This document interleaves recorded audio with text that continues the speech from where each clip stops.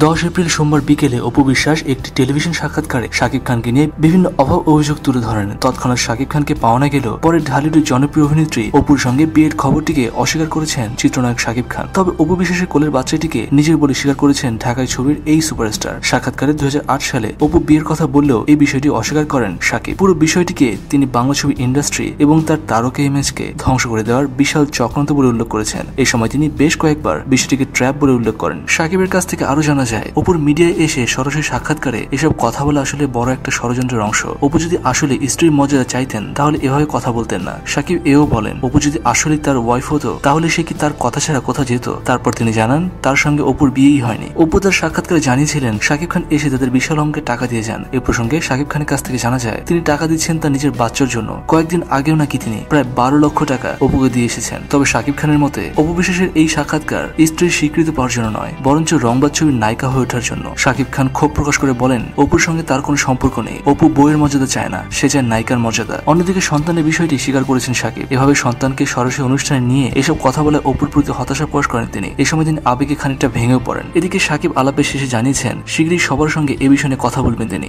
দর্শক, দোষ জারি হোক না কেন, নিজেদের ঘরের ঝগড়াঝাটি ঘরের মধ্যেই রাখা উচিত বলে অনেক দর্শকই আমাদের জানিয়েছেন। কিন্তু এই মান অভিমান এখন কতদূর গড়ায় তাই দেখার বিষয়। আর শাকিব খান অপু বিশ্বাসের পুরো ঘটনাটি লাইভ কভার করছি আমরা। সেই খবরগুলি চটজলদি পেতে সাবস্ক্রাইব করুন খবর টিভিকে।